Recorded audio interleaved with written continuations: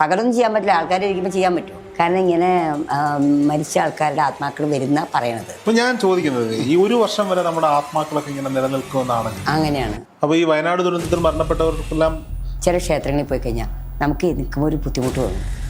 എന്താ അവിടെ പൂജ ശരിയാവില്ല. ഒരു ശരീരം പുറത്തെടുത്ത് ഹൈന്ദവാചാര പ്രകാരം ദഹിപ്പിച്ചിട്ടുണ്ട്. അങ്ങനെയൊക്കെ ചെയ്താൽ ഓക്കെയാണ്. അത് കർമ്മം ജീവിച്ചിരിക്കുമ്പോൾ തന്നെ ചെയ്യും. ഗയാശ്രാദ്ധം എന്ന് പറയുന്നത്. അപ്പോൾ എക്സാം എഴുതാണ്, ഒന്ന് പ്രാർത്ഥിക്കണമെന്ന് പറയും.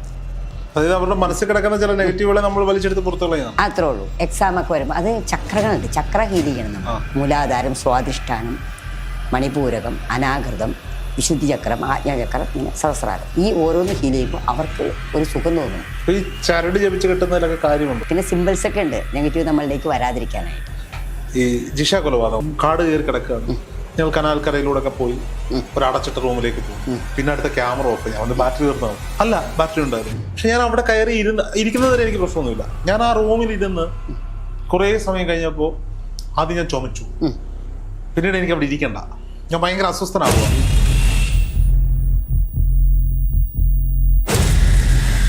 ഞാനും മാഡവും 2 ക്യാമറമാന്മാരും 2 പ്രൊഡ്യൂസർമാരും കൂടാതെ അദൃശ്യരായി മറ്റാരെങ്കിലും ഉണ്ടാകും.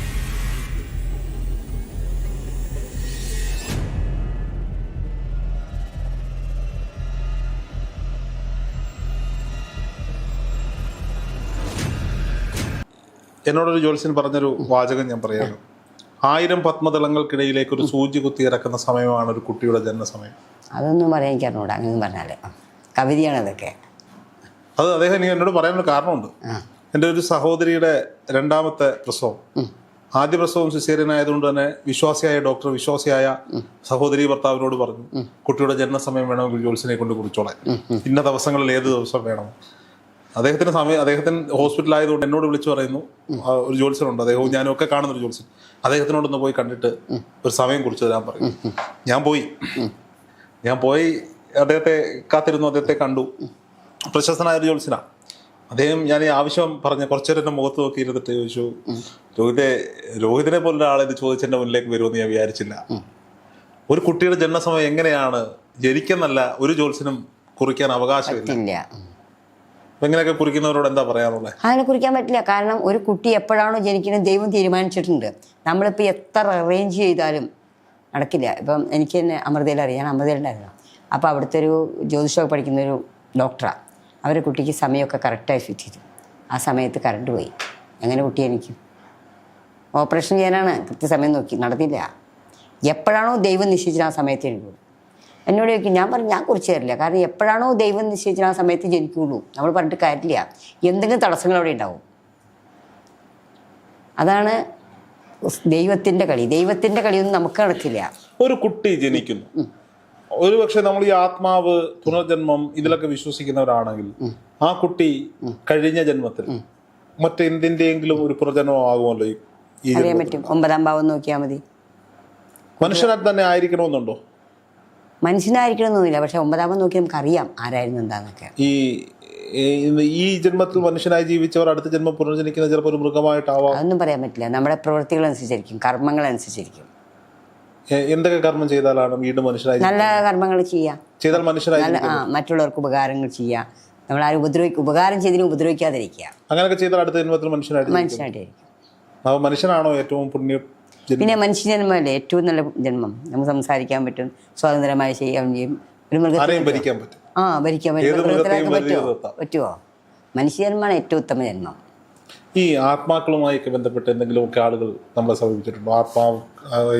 ഈ ആത്മാക്കളുടെ ശല്യം. ഓജോ ബോർഡോ? ഞാൻ ചെയ്യാറില്ല ഓജോ ബോർഡൊന്നും. ഓജോ ബോർഡിനായിട്ടുള്ള ആത്മാക്കളുടെ ശല്യമുണ്ട്, പ്രേതബാധയുടെ ഇഷ്ടംപോലെ തന്നെ ഉണ്ട്. പിന്നെ അതില് വിംസ് ഹോസ്പിറ്റലിൽ ഒരു സിസ്റ്റർ, പേര് പറയുന്നില്ല, അവരിതുപോലെ തന്നെ മിടുക്കത്തിയായിരുന്നു. എനിക്കവരെ പരിചയമില്ല. അപ്പോൾ അവരെ ഇതുപോലെ തന്നെ ഒരു വിശേഷ ദിവസങ്ങളിൽ എല്ലാവരും ലീവായി, ഇവർ മാത്രമേ ഉള്ളൂ. പെട്ടെന്നൊരു സഡൻ ഡെത്ത്, കാഷ്വാലിറ്റിയിലൊക്കെ ഡെത്ത് ഇഷ്ടം പോലെ ഉണ്ടാവുമല്ലോ. പക്ഷേ ഇത് പെട്ടെന്ന് ഭയന്നു പോയി. ഈ കുട്ടി വയലിൻ്റെ നല്ല കുട്ടിയാണ്, പക്ഷേ വയലിനെ എല്ലാവരും ആക്രമിക്കാൻ തുടങ്ങി. അപ്പോൾ ഈ കുട്ടിക്ക് പോകേണ്ടത് ഒമാനിലേക്ക് പോകാൻ ടിക്കറ്റ് റെഡി ആയിരിക്കുക. അപ്പോൾ അവിടുത്തെ ഡോക്ടർ പറഞ്ഞു, ഇപ്പോൾ സൈക്യാട്രിക് ട്രീറ്റ്മെൻറ്റിന് പോയി കഴിഞ്ഞാൽ പറ്റില്ല, നിങ്ങൾ നല്ല അസ്ട്രോളജിയെ കാണാൻ പറഞ്ഞു. അങ്ങനെ ഇവർ അന്വേഷിച്ച് എൻ്റെ അടുത്ത് വന്നു കഴിഞ്ഞ് നോക്കിയപ്പോൾ അതിങ്ങനെ നിൽക്കുകയാണ്. അപ്പം നമ്മൾ നോക്കി എന്താ കാര്യം എന്ന് വെച്ചാൽ അതൊക്കെ ഒരു മാനസികമായ ചിന്തകളാണ്. ഈ പ്രേതബാധ എന്ന് പറയുന്നത് മാനസികമായ ഒരു ചിന്തകളാണ്. അതെ, അല്ലാണ്ട് പ്രേതമൊന്നും ഉണ്ടായിട്ടില്ല. നമ്മുടെ മനസ്സിൽ തോന്നുക അയ്യോ എന്തൊക്കെയോ എൻ്റെ മനസ്സിലുണ്ട്. അപ്പോൾ അതൊക്കെ നമുക്ക് മാറ്റാൻ പറ്റും, മാറ്റിയെടുക്കാം. കൗൺസിലിങ്ങിന്റെ ആവശ്യം, കൗൺസിലിംഗ് കൊണ്ടൊന്നും കാര്യമില്ല. അത് നമുക്ക് പ്രവൃത്തി ചെയ്ത് കാണിക്കണം. തേങ്ങയൊക്കെ വെച്ച് പൂജയൊക്കെ ചെയ്ത് അവരെ വിശ്വസിപ്പിക്കുകയാണ്. അത് തന്നെ മണിച്ചിത്രത്താഴ് സിനിമയിൽ മോഹൻലാൽ തിലകനോട് പറയുന്നത് അങ്ങനെക്ക് വേണ്ടി ഒരു മന്ത്രവാദ കളമൊരുക്കണം, ആ മന്ത്രവാദ തട്ടിലേക്ക് ഞാൻ ഗംഗയെ കൊണ്ടുവരും. അപ്പോൾ ഈ തേങ്ങയൊക്കെ വെച്ച് ഒഴിഞ്ഞൊക്കെ എടുക്കുമ്പോൾ അവർക്ക് സമാധാനമായി പോയി.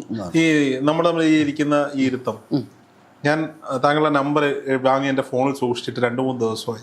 അവിചാരിതമായിട്ടാണ് ഞാൻ താങ്കളെ ഇന്ന് തന്നെ ഇരിക്കാമെന്ന് നമ്മൾ തമ്മിൽ സമ്മതിക്കും. സമയം നമ്മൾ 2-3 വട്ടം മാറ്റി. ഞാൻ തന്നെ വിളിച്ച് 3-4 സമയങ്ങൾ മാറ്റി. പക്ഷേ നമ്മൾ ആ നിശ്ചയിച്ച സമയത്ത് തന്നെ ഇവിടെ ഇരിക്കുകയാണ്.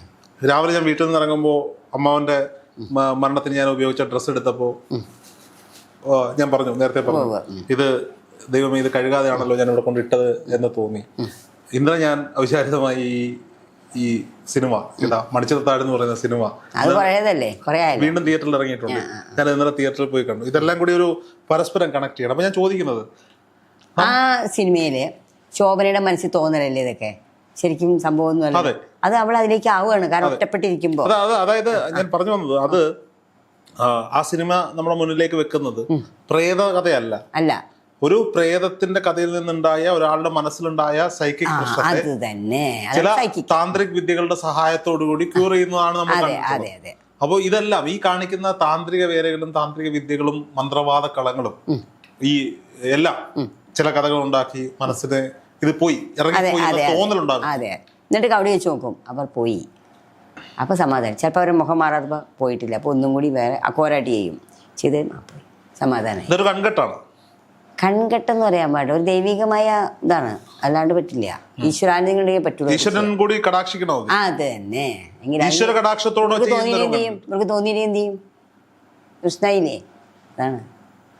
ഈ ചില ആളുകളുണ്ട്, ചില ജ്യോത്സ്യന്മാരൊക്കെ എത്ര കഴിവുകളുണ്ടെങ്കിലും നിങ്ങളോട് പറഞ്ഞു ഫലിപ്പിക്കാനൊന്നും പറ്റില്ല. പക്ഷെ ഇവർ ഈ കണക്ക് കൂട്ടി കുറിച്ചെടുക്കുന്നതൊക്കെ കൃത്യ സാധനങ്ങളാണ്. പക്ഷെ ഇവർക്ക് കേൾക്കുന്നവർക്കൊരു സുഖം ഉണ്ടാവില്ല ഇത് കേൾക്കാൻ. അപ്പോൾ അവരെന്താ പറയുക, ഇയാൾ കൊള്ളില്ല, എനിക്ക് വേറെടുത്തോ. വേറൊരാളത്ത് ചിലപ്പോൾ ഇയാളുടെ കണക്കുകൂട്ടലുകൾ തെറ്റായിരിക്കും, പക്ഷെ പുള്ളിക്ക് കഥ വൃത്തിയായിട്ട് മനസ്സിലാക്കാനുള്ളത്. പക്ഷേ ഈ ജ്യോതിഷവും മന്ത്രവാദവും പൂജയുമെല്ലാം ഒരു പരിധി വരെ നമ്മുടെ മനസ്സിന്റെ സമാധാനത്തിന് വേണ്ടി ഉപയോഗിക്കുന്ന ഒരു ടൂൾ. ജ്യോതിഷം ഒരു സയൻസാണ്, കാൽക്കുലേഷൻസ് ആണ് ജ്യോതിഷം മുഴുവൻ. അതൊരു മന്ത്രവാദവും പൂജയൊന്നുമല്ല. അസ്ട്രോളജി ഒരു കാൽക്കുലേഷൻസ് ആണത്, അല്ലേ? ഒരു മനുഷ്യൻ ജനിക്കുന്നു, നമ്മളിപ്പോൾ വിചാരിക്കുന്നുണ്ട് അതൊക്കെ പോട്ടെ. രാവണൻ്റെ മകൻ ഇന്ദ്രജിത്ത് ജനിക്കുന്ന സമയത്ത് എല്ലാ ഗ്രഹങ്ങളും കെട്ടിയിട്ടു. എന്തിനാ? അയാൾ ഈ ലോകത്തെ ഏറ്റവും ആയുസ്സും ഏറ്റവും വലിയ അസുരനായിട്ട് ജനിക്കാൻ വേണ്ടി എന്ത് ചെയ്തു? ശനീശ്വരൻ എന്ത് ചെയ്തു? ശനീശ്വരൻ അതിലേക്ക് അതിന് തട്ടിക്കളഞ്ഞു, അല്ലേ? തട്ടിക്കളഞ്ഞപ്പോൾ എന്തായി? ഗുളികൻ ചെന്ന് അഷ്ടമത്തിൽ വീണു. അപ്പം എന്താ? അഷ്ടമത്തിൽ ഗുളിക മരണമല്ലേ? എന്താ കാരണം? നമ്മൾ ഭഗവാനുകളെക്കാളും വഴി നമുക്കൊന്നും ചെയ്യാൻ പറ്റില്ല. ഒരു മനുഷ്യൻ ജനിക്കണു, എല്ലാ അവയവങ്ങളും ജനിക്കണു, നമ്മളാരും വെച്ചെടുത്താണോ? ദൈവമാണ് ഏറ്റവും വലുത്. പിന്നെ ജ്യോതിഷം പറയണമെങ്കിൽ കബഡിയൊക്കെ വെക്കണമെങ്കിൽ കുറച്ച് ഉപാസനയൊക്കെ വേണം, എങ്കിലേ പറ്റുള്ളൂ. അപ്പോൾ ഞാൻ നേരത്തെ ഇന്നത്തെ കുറേ നിമിത്തങ്ങളെ പറ്റി പറഞ്ഞു വന്നത്, ഒരു പക്ഷേ നമ്മൾ തമ്മിൽ ഈ ഇന്റർവ്യൂ എടുക്കണമെന്ന് അല്ലെങ്കിൽ ഈ സംസാരിക്കണമെന്ന് നേരത്തെ കൂട്ടി പ്രപഞ്ചമോ കാലചക്രമോ ഒക്കെ തീരുമാനിച്ചിട്ടുള്ളതായിരിക്കുമോ? ഭഗവാൻ തീരുമാനിച്ചിട്ടുണ്ടാവും. നമ്മുടെ നാട്ടിൽ നടക്കുന്നതെല്ലാം മുൻകൂട്ടി നിശ്ചയിക്കപ്പെട്ടിട്ടുള്ളത്. അതെ, തീർച്ചയായിട്ടും. പിന്നെ മനുഷ്യരുണ്ടാക്കുന്നുണ്ട്, ഇല്ലാന്ന് പറയാൻ പറ്റില്ല. അല്ല, മനുഷ്യരൊരു കാര്യം ഉണ്ടാക്കണമെങ്കിൽ അത് ദൈവത്തിന്റെ നിയോഗം വേണം. അതെ. ഈ നിയോഗങ്ങളെ നമ്മൾ എങ്ങനെയാണ് ജ്യോതിഷത്തിലൂടെ സയന്റിഫിക്കലി ഒന്ന് എക്സ്പ്ലെയിൻ ചെയ്യാൻ പറ്റുക? അതായത് നമ്മളിപ്പോൾ ഒരു സ്ഥലമായി, ഇപ്പോൾ വയനാട് എക്സാമ്പിൾ, വയനാട് ദുരന്തം ഉണ്ടായി. വയനാട് ദുരന്തം ഉണ്ടായി കഴിഞ്ഞപ്പോൾ അവിടെയുള്ള ആർക്കെങ്കിലും അറിയാമോ അങ്ങനെ സംഭവിക്കുന്നുള്ള കാര്യം? ഇല്ല. ലക്ഷണങ്ങൾ കൊടുത്തിരുന്നു, പക്ഷെ അവർ ശ്രദ്ധിച്ചില്ല. വെള്ളത്തിൻ്റെ ഇതൊക്കെ വന്നപ്പോൾ അവർക്ക് മാറാമായിരുന്നു. അപ്പോൾ അവർക്ക് അത്രയുള്ള ആയുസ്, അവരങ്ങനെ മരിക്കാനാണ് അവർക്ക് യോഗമുള്ളത്. അതാണ്. അപ്പോൾ ഓരോന്നിനും ഓരോ നിമിത്തങ്ങൾ പറഞ്ഞിട്ടുണ്ടാവും, നിയോഗങ്ങൾ പറഞ്ഞിട്ടുണ്ടാവും. അതനുസരിച്ച് അതിന് നമ്മൾ ഭഗവാൻ തോന്നിക്കുന്ന കാര്യം കൃത്യമായിട്ട് മുന്നോട്ട് പോവുകയാണെങ്കിൽ നമുക്കൊരു ദോഷം ഉണ്ടാവില്ല. ഇപ്പോൾ ഡ്രൈവിംഗ് പറയണു, കൃത്യമായിട്ട് പ്രോപ്പറായിട്ട് നമ്മൾ യൂസ് ചെയ്യുകയാണെങ്കിൽ വല്ല അപകടം ഉണ്ടാവുമോ? പക്ഷെ നമ്മൾ ഉപയോഗിച്ചാലും ഓപ്പോസിറ്റ് വരുന്ന ഓപ്പോസിറ്റ് വരുന്ന ആളും നിയമം പാലിക്കുകയാണെങ്കിൽ അപകടം ഉണ്ടാവില്ലല്ലോ. അത് ഞാൻ പറഞ്ഞത് ഈ ദൈവത്തിന്റെ നിയോഗത്തെ മനുഷ്യൻ നേരെ ചൊവ്വേ പോയാൽ മാറ്റിയെടുക്കാൻ പറ്റുമെന്ന് പറഞ്ഞു. നിയോഗത്തിന് ദൈവത്തിൻ്റെ അനുസരിച്ച് മുന്നോട്ട് പോവുകയാണെങ്കിൽ നമുക്ക് ഒരുവിധം രക്ഷപ്പെടാം. ഇപ്പോൾ ഈ ജ്യോതിഷം എന്ന് പറഞ്ഞാൽ നമുക്കൊരു മുന്നറിയിപ്പാണ്. ഇപ്പോൾ ഒരു വണ്ടി പോകുമ്പോൾ അവിടെ കുഴിയുണ്ട് എഴുതി വെച്ചിട്ടുണ്ടാവും എന്ന് പറഞ്ഞ മാതിരി നാളെ നമുക്ക് എന്തൊക്കെ ബുദ്ധിമുട്ടുകൾ വരുന്നത് കണ്ടുപിടിക്കാനുള്ള ഒരു സയൻസാണ് ജ്യോതിഷം. അത് മന്ത്രവാദമൊന്നുമല്ല. ഈ മേഡം ഈ ക്രിയകളൊക്കെ ചെയ്യാറുണ്ടോ? ഏതാ? ഈ ആത്മാവിനെ ഒഴിപ്പിക്കൽ അങ്ങനെയൊക്കെ അതൊക്കെ ചെയ്യാറുണ്ട്. ആരെയൊക്കെ വന്നാൽ ചെയ്യാറുണ്ട്. അതെങ്ങനെയാണ്?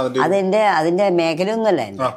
ഇപ്പോൾ ഒരാൾ വന്നു, ഇപ്പോൾ ഈ പൂജാരിമാരത്ത് പോയപ്പോൾ ഒരുപാട് പൈസ വയ്ക്കും ചെയ്യാനായിട്ടൊക്കെ. അവർക്ക് വിധാനങ്ങൾ വേണം, അവർക്ക് ഒരുപാട് കാര്യങ്ങൾ വേണം. അപ്പം നമ്മൾ എന്ത് ചെയ്യും? നമുക്ക് റേക്കിയും കാര്യങ്ങളൊക്കെ ഉണ്ട്, കുറച്ച് ഹീലിംഗ് ഒക്കെ പഠിച്ചിട്ടുണ്ട്. അപ്പോൾ അതെന്ന് വെച്ചാൽ അവർ ഒരു തേങ്ങ കൊണ്ട് ഒഴിവാക്കുന്ന കാര്യമുള്ളൂ, നിസ്സാര കാര്യമുള്ളൂ. അപ്പോൾ അവരുടെ സാമ്പത്തിക നഷ്ടവും വരില്ല, അവർ രക്ഷപ്പെടുകയും ചെയ്യും. ശരിയല്ലേ? റേക്കി കൊണ്ട് എങ്ങനെയാണ് ഒരു നെഗറ്റീവ് എനർജി ഒഴിവാക്കുക? നെഗറ്റീവ് എന്ന് പറഞ്ഞാൽ നമുക്ക് സിമ്പിൾസ് ഒക്കെ ഉണ്ട്. റേക്കിക്ക് കുറേ സിമ്പിൾസ് ഉണ്ട്. ആ സിമ്പിൾസ് നമ്മൾ ദിവസവും പ്രാക്ടീസ് ചെയ്യണം. ദിവസവും പ്രാക്ടീസ് ചെയ്താൽ മാത്രമേ ഒരു സുപ്രഭാതത്തിനും റേക്ക് ചെയ്യാൻ പറ്റില്ല. നമ്മൾ ഡെയിലി റേക്ക് പ്രാക്ടീസ് ചെയ്യണം. ഞാൻ 22 ഇയേഴ്സൊക്കെ ആയിട്ടുണ്ട്. അപ്പം നമ്മൾ എന്ത് ചെയ്യുന്നത് വെച്ചാൽ ഈ റേക്കി ചെയ്യാന്ന് വെച്ച് കഴിഞ്ഞാൽ ഒരാൾ നമ്മൾ വന്നിരിക്കുമ്പോൾ നമ്മൾ മനസ്സുകൊണ്ട് അവരെ ഒരു പോസിറ്റീവിലേക്ക് ചിന്തിക്കും. അപ്പോൾ ഇവർക്ക് എന്ത് ചെയ്യും? ഇനിയും എൻ്റെ അടുത്ത് വരണം, ഇനിയും എൻ്റെ ബുദ്ധിമുട്ട് മാറി എന്നൊക്കെ തോന്നും. പിന്നെ അതുപോലെ ഡിസ്റ്റൻറ്റ് ഹീലിംഗ് ഉണ്ട്. ഇപ്പോൾ വിദേശത്തുള്ള ഒരാൾ ഹസ്ബൻഡും വൈഫും കലഹമാണെങ്കിൽ ചിലപ്പോൾ അൺനെസറി ആയിരിക്കും. ഈഗോ ആണ് മൊത്തം എല്ലാവർക്കും. ഇപ്പോൾ പഴയ കാലത്തെമാരെ സ്ത്രീകളൊന്നും ഭർത്താവിനെ വഴങ്ങിയൊന്നും ജീവിക്കില്ല. പഴയ കാലം എന്ന് പറഞ്ഞാൽ ഭർത്താവിനെ കാലുകൊട്ടുന്നൊക്കെ പഠിപ്പിച്ചേക്കണത്. ഇപ്പം അതൊന്നുമല്ല. ഇപ്പം എല്ലാവരും ജോലിക്കാരാണ്, ഈക്വലാണ്. ഒരാൾക്ക് തന്നെ ജോലി ചെയ്യണം, രണ്ടുപേരും ചെയ്യണം. അതൊക്കെ നല്ല കാര്യങ്ങളാണ്. അപ്പോൾ എന്തെന്ന് വെച്ചാൽ വിളിച്ചിട്ട് പറയും, ഇങ്ങനെ ആകെ ബുദ്ധിമുട്ടാണ്, എന്താ ചെയ്യുക എന്ന് ചോദിക്കുമ്പോൾ നമ്മളിവിടെ നിന്ന് ഹീൽ ചെയ്യും. പക്ഷെ എപ്പോഴും ഹീൽ ചെയ്യുമ്പോൾ ഉപ്പെടുത്ത് കയ്യിൽ വയ്ക്കും, കല്ലുപ്പെടുത്ത് മുമ്പിൽ വയ്ക്കണം, അല്ലെങ്കിൽ നെഗറ്റീവ് നമ്മളിലേക്ക് വരും. ആ ഹീൽ ചെയ്യാന്ന് പറഞ്ഞാൽ അതിനൊക്കെ പ്രത്യേക ഒരു ആംഗിൾസ് ഉണ്ട്. അതെങ്ങനെ പറയാമെന്ന് പഠിച്ചേക്കുന്ന ആംഗിൾസാണ്. ആ ആംഗിൾസ് വെച്ചിട്ടാണ് നമ്മൾ ഹീൽ ചെയ്യുക. ഹീൽ ചെയ്യുമ്പോൾ കുറച്ച് കഴിയുമ്പോൾ അവർ വിളിച്ചിട്ട് പറയും, ചിലപ്പോൾ അപ്പോൾ വിളിക്കുക, പിറ്റേ ദിവസം വിളിച്ചിട്ട് ഞങ്ങൾ ഓക്കെ ആയിട്ടോന്ന് പറയും. അപ്പം നമുക്ക് ഹാപ്പി, അവർക്കും ഹാപ്പി അല്ലേ? അതായത് അവരുടെ മനസ്സിൽ കിടക്കുന്ന ചില നെഗറ്റീവുകളെ നമ്മൾ വലിച്ചെടുത്ത് പുറത്തു കളയാം. അത്രേ ഉള്ളൂ. എക്സാമൊക്കെ വരുമ്പോൾ അത് ചക്രകളുണ്ട്, ചക്ര ഹീൽ ചെയ്യണം നമ്മൾ. ഇപ്പോൾ എക്സാമിനൊക്കെ പിള്ളേർ പോകുമ്പോൾ പറയും, ഒന്നും പഠിച്ചില്ല തോന്നുന്നുള്ളത്. അപ്പോൾ ഫോട്ടോ ചോദിക്കുന്നത്, ഫോട്ടോ അറിയണ്ടേ, ആളാരാന്ന് അറിയണ്ടേ? അപ്പം നമ്മൾ ഒരു ചക്ര ഹീൽ ചെയ്യും. ചക്രാസ് ഉണ്ട് നമുക്ക് ഓരോന്നും. മൂലാധാരം. ഫോട്ടോ മുന്നിൽ വെച്ചിട്ടാണോ ചെയ്യുന്നത്? അല്ല, ഫോട്ടോ ഒരു പ്രാവശ്യം കണ്ടാൽ നമുക്ക് ബോധമുണ്ടല്ലോ. ഒരാളുടെ ഫോട്ടോ ഇന്ന ആളെ ലോകത്തിന്റെ ഏത് കോണിലിരിക്കുന്ന ഒരാൾക്കുണ്ട പ്രശ്നങ്ങളും നമ്മൾ ഈ ആലുവയിൽ നമ്മുടെ ഓഫീസിൽ തീർച്ചയായിട്ടും ചെയ്യാൻ പറ്റും. സമയം വേണം, പകലൊന്നും ചെയ്യാൻ പറ്റില്ല. ആൾക്കാർ ഇരിക്കുമ്പോൾ ചെയ്യാൻ പറ്റുമോ? നമ്മൾക്ക് ഒരു പ്രോപ്പർ ടൈമിൽ. ഇപ്പോൾ എക്സാമിനൊക്കെ പറയുകയാണെങ്കിൽ നമ്മൾ രാവിലെ എഴുതി ചെയ്യും. ആ പരീക്ഷ എഴുതുന്നത് മുമ്പ് തന്നെ ചെയ്യും. പരീക്ഷ പരാജയപ്പെട്ടു പോകില്ലേ? ഭഗവാന്റെ കൃപ കൊണ്ട് ഇതുവരെ പരാജയപ്പെട്ടിട്ടില്ല. ഇപ്പം എക്സാം എഴുതുകയാണ്, കുറേ പ്രാവശ്യം MBBS ജയിച്ചില്ല. അപ്പോൾ എക്സാം എഴുതുകയാണ്, ഒന്ന് പ്രാർത്ഥിക്കണമെന്ന് പറയും. പ്രാർത്ഥിക്കണമെന്ന് പറഞ്ഞാൽ ഹീൽ ചെയ്യണമെന്ന് അറിയാം, റേക്ക് ചെയ്യുന്ന അർത്ഥം. അപ്പം നമ്മൾ എന്ത് ചെയ്യും? അവരുടെ ഫോട്ടോ ഒരു പ്രാവശ്യം കണ്ടാൽ മതി, മറക്കില്ലല്ലോ. വാട്സപ്പിലല്ലേ കിടക്കണേ. അപ്പോൾ എടുത്ത് നോക്കും. നോക്കിയിട്ട് അവരുടെ ഓരോ ചക്രങ്ങളും നമ്മൾ ഹീൽ ചെയ്യും. മൂലാധാരം, സ്വാധിഷ്ഠാനം, മണിപൂരകം, അനാഘൃതം, വിശുദ്ധി ചക്രം, ആജ്ഞാചക്രം, ഇങ്ങനെ സഹസ്രാരം. ഈ ഓരോന്ന് ഹീൽ ചെയ്യുമ്പോൾ അവർക്ക് ഒരു സുഖം തോന്നും. നമുക്ക് നെഗറ്റീവ് വരും. അതാണ് ഉപ്പ് വയ്ക്കണത്. അവരുടെ നെഗറ്റീവ് നമ്മളിലേക്ക് വരും, വരാതിരിക്കാനാണ് ഉപ്പ് വയ്ക്കണത്. പിന്നെ സിമ്പിൾസ് ഒക്കെ ഉണ്ട് നെഗറ്റീവ് നമ്മളിലേക്ക് വരാതിരിക്കാനായിട്ട്. ഈ അസ്വസ്ഥനായിരിക്കുന്ന ആൾക്കാർ ചിലപ്പോൾ അസുഖമാണ് നമുക്ക് പറ്റില്ല. അസ്വസ്ഥനായിരിക്കുന്ന ആളെ നിൽക്കും. അസ്വസ്ഥനായ ആളാണെങ്കിൽ നമുക്ക് ഹീലാവും. പിന്നെ പ്രായമുള്ള ആൾക്കാർക്ക് ഉറക്കമില്ലെങ്കിൽ അപ്പോൾ നമുക്ക് ഹീൽ ചെയ്യാൻ പറ്റും. നമ്മൾക്ക് എപ്പോഴും എഴുന്നേറ്റിരിക്കാൻ പറ്റണം. അതാണ് ബുദ്ധിമുട്ട്. ഈ പ്രായമായ ആളുകൾ മരണസമയത്തോടടുക്കുമ്പോൾ പറയാറുണ്ട്, എൻ്റെ അച്ഛനെ കണ്ടു, എൻ്റെ അമ്മയെ കണ്ടു, മരണപ്പെട്ട സഹോദരങ്ങളെ കണ്ടു എന്നൊക്കെ. അതിലെന്തെങ്കിലും സത്യമുണ്ടോ? ഉണ്ടെന്നാണ് പറയണത്. നമ്മൾ മരിച്ചിട്ടില്ലല്ലോ പറയാൻ. പറയുന്നുണ്ട് എല്ലാവരും. കാരണം ഇങ്ങനെ മരിച്ച ആൾക്കാരുടെ ആത്മാക്കൾ വരുന്ന പറയണത് പറഞ്ഞു കേട്ടിട്ടുള്ളൂ, നമുക്കറിയില്ല. പക്ഷേ എൻ്റെ ഒരു അമ്മായി ഉണ്ടായിരുന്നു. അമ്മായി 87 ഇയേഴ്സിലാണ് മരിച്ചത്. അപ്പം ഞാൻ അങ്ങനെ നോക്കിക്കൊണ്ടിരുന്നു. അപ്പോൾ ആ ദിവസം എന്നോട് അപ്പോൾ എന്നോട് എപ്പോഴും പറയും, ഞാൻ സൺഡേ പോകുള്ളൂ, സൺഡേ എനിക്ക് ഒഴിവാണല്ലോ, അല്ലെങ്കിൽ ലീവ് എടുക്കണ്ടേ എന്ന് പറയും. പക്ഷേ സൺഡേ ആയപ്പോൾ ആൾക്ക് തീരെ വയ്യാണ്ടായി. അപ്പം ഞാൻ ഫുൾ ടൈം അവിടെ ഇരുന്നു. വിഷ്ണു സഹസ്രനാമം വെച്ച് കൊടുക്കുക. ഇപ്പം ഹിന്ദുസ് ആണെങ്കിൽ വിഷ്ണു സഹസ്രനാമം, മറ്റവരാണെങ്കിൽ മറ്റേ ക്രിസ്ത്യൻ ഓരോരുത്തർ വിശ്വാസം അനുസരിച്ചാണ്. ഇതൊക്കെ തന്നെ ഓരോ വിശ്വാസങ്ങളാണ്. അപ്പോൾ വിഷ്ണു സഹസ്രനാമമാണ് നല്ലത്. വിഷ്ണു സഹസ്രനാമം, ലളിതാ സഹസ്രനാമം അല്ല മരിക്കുമ്പോൾ വിഷ്ണു സഹസ്രനാമം വെച്ചു കൊടുത്തു. അപ്പോൾ നോക്കിയപ്പോൾ എനിക്കൊരു നെഗറ്റീവ് ഫീൽ ചെയ്തു. അപ്പോൾ അവിടെ ആരും കൊണ്ടായിരിക്കും, നമുക്കത് കണ്ടുപിടിക്കാനുള്ള കഴിവില്ലല്ലോ. എനിക്കങ്ങോട്ട് ഭയങ്കര ബുദ്ധിമുട്ടായിരുന്നു. ഞാൻ എന്നിട്ട് ഒരു പാത്രം ഉപ്പ് കൊണ്ട് വെച്ചു അവിടെ. നമുക്ക് ഉപ്പെല്ലാം അറിയാവോ, ഉപ്പ് കൊണ്ട് വെച്ചു. അപ്പോൾ എനിക്ക് ബുദ്ധിമുട്ടില്ല, എൻ്റെ അപ്പുറമൊക്കെ ഉപ്പ് കൊണ്ട് വെച്ചു, എന്നിട്ടാണ് ഇരുന്നത്. അപ്പോൾ നമുക്ക് മരിക്കാൻ കിടക്കുന്നവർക്കരികിലേക്ക് അവരുടെ പ്രിയപ്പെട്ട ആത്മാക്കൾ വരുമായിരിക്കണം. നമുക്ക് പറഞ്ഞാലേ അറിയാവോ. ചില റൂമുകളിലൊക്കെ നമുക്ക് ഇരിക്കുമ്പോൾ അസ്വസ്ഥത ഉണ്ടായാൽ അതിനർത്ഥം അവിടെ ഒരു നെഗറ്റീവ് നെഗറ്റീവ് മരിച്ചവരെന്നുള്ള നെഗറ്റീവ് എനർജി എന്ന് പറഞ്ഞാൽ മരിച്ചവരുടെ മാത്രമല്ല.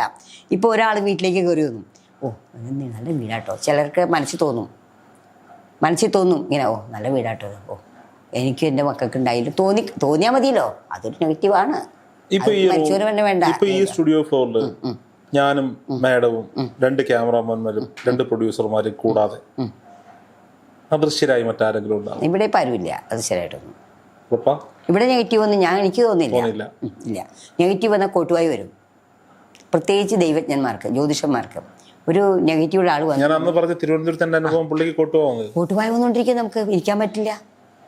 സത്യമാണത്. ചില ആൾക്കാർ വന്ന് കോട്ടുവായിട്ട് അവശതയാവും. നമ്മൾ ഞാൻ ചോദിച്ചതിന്റെ കാര്യം, നമ്മൾ ഇന്റർവ്യൂ എടുക്കാൻ പല ആളുകളെയും ഇവിടെ കൊണ്ടുവരാറുണ്ട്. ഹിപ്നോതെറാപ്പി ഒക്കെ പ്രാക്ടീസ് ചെയ്യുന്നവർ വരാറുണ്ട്.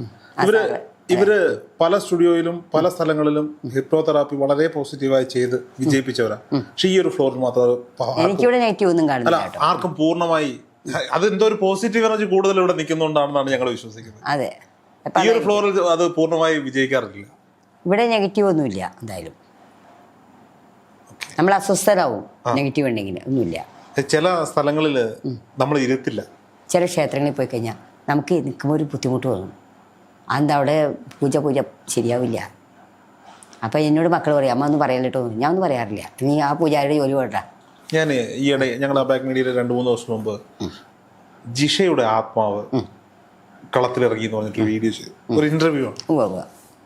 ആ ഇന്റർവ്യൂ എടുത്ത സമയത്തൊരു എക്സ്പീരിയൻസ് ചെയ്യാൻ പറയാം. ഈ ജിഷ കൊലപാതകം പെരുമ്പാവൂരിലെ ജിഷ, ഞങ്ങൾ വീണ്ടും അത് കേസ് ക്ലോസ് ചെയ്തു. സുപ്രീം കോടതി വധശിക്ഷ മാറ്റിവെച്ചു. ഇന്ന് അമീറുൽ ഇസ്ലാമിന്റെ വിധി എന്താകുമെന്ന് അറിയില്ല. വളരെ അവിചാരിതമായിട്ടാണ് ഞങ്ങൾ ആ കേസിലേക്ക് പോകുന്നത്. ജിഷ മരണപ്പെട്ട വീട്ടിൽ പോയി. കാട് കയറി കിടക്കുകയാണ്. ഞങ്ങൾ കനാൽക്കരയിലൂടെ ഒക്കെ പോയി കുറേ ഷൂട്ട് ചെയ്തു. അകത്ത് കയറിയില്ല, കുറേ ഷൂട്ട് ചെയ്തു. അതിക്രമിച്ച് കിടക്കരുത് വിചാരിച്ചു. കുറേ പേരുടെ ഇൻ്റർവ്യൂസ് ഒക്കെ എടുത്തു. ഞങ്ങൾ വാഹനത്തിൽ ഞാനും എൻ്റെ ഒരു ക്യാമറമാനും കാറിലിരിക്കുന്നു. മറ്റൊരു ക്യാമറമാനും ആ പ്രോഗ്രാം പ്രൊഡ്യൂസറും കൂടി ഇതിലൊരാളുടെ ബൈറ്റ് എടുക്കാൻ ഒരു അടച്ചിട്ട റൂമിലേക്ക് പോകും.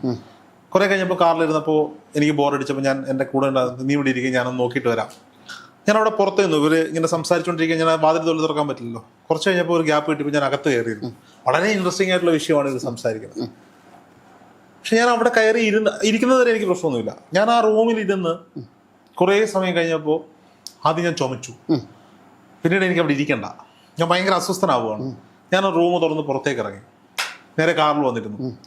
കുറച്ച് കഴിഞ്ഞപ്പോൾ കാണുന്ന കാഴ്ച, എൻ്റെ ക്യാമറാമാനും പ്രൊഡ്യൂസറും കൂടി ക്യാമറയും മൈക്കും ലൈറ്റും ഒക്കെ ആയിട്ട് വന്ന് വണ്ടിയിൽ കയറിയിട്ട് സംസാരിച്ചുകൊണ്ടിരുന്നപ്പോൾ ആദ്യം ഒരു ലൈറ്റ് അണഞ്ഞു, പിന്നെ അടുത്ത ക്യാമറ ഓഫ്. ഞാൻ വന്ന് ബാറ്ററി തീർന്നാവും. അല്ല, ബാറ്ററി ഉണ്ടായിരുന്നു. അതുകൊണ്ട് ഞങ്ങൾ പെട്ടെന്ന് അങ്ങ് വൈൻഡപ്പ് ചെയ്തു എന്ന്. അപ്പോൾ ഒരു പക്ഷെ അവിടെ ഈ കാര്യങ്ങൾ സംസാരിക്കുമ്പോൾ ആ മരണപ്പെട്ട ആത്മാവിൻ്റെ ഒരു പ്രസൻസ് അവിടെ ഉണ്ടാകാൻ സാധ്യതയുണ്ടോ? ചരട് കിട്ടിയിട്ടില്ലേ? എവിടുത്തെ ചരട്?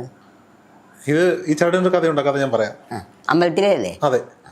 അപ്പം പിന്നെ അങ്ങനെ ഏറ്റവും വരട്ടെ എങ്ങനെയാ? തരില്ല. ഇല്ല. ഒന്ന് നമ്മൾ ഏലസ് ഇട്ടിട്ടുണ്ടാവും, എല്ലാ ജ്യോതിഷന്മാരും ഏലസ് ഇട്ടിട്ടുണ്ടാവും, അല്ലെങ്കിൽ ചരട് കിട്ടിയിട്ടുണ്ടാവും. ചരടിന് എനിക്ക് താല്പര്യമില്ല, നനഞ്ഞു കഴിഞ്ഞൊരു സുഖമില്ല. അപ്പം അങ്ങനെ എന്തെങ്കിലും ഉണ്ടായിരിക്കും. ഒരു പ്രൊട്ടക്ഷൻ ഇല്ലാതെ പോയില്ല ആരും. എപ്പോഴും പ്രൊട്ടക്ഷൻ ഉണ്ടായിരിക്കും. ഈ ചരട് ജപിച്ച് കിട്ടുന്നതിലൊക്കെ കാര്യമുണ്ട്. അത് നന്നായിട്ട് ജപിക്കുകയാണെങ്കിൽ കാര്യമുണ്ട്. ഇത് ഭദ്രകാളി ക്ഷേത്രത്തിൽ മതി.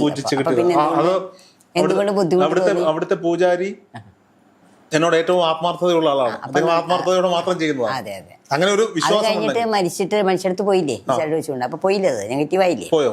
ഇനി ആ ചരടിന് ഗുണമില്ല. അങ്ങനെയാണോ? ഞാൻ ആദ്യം കേട്ടണം.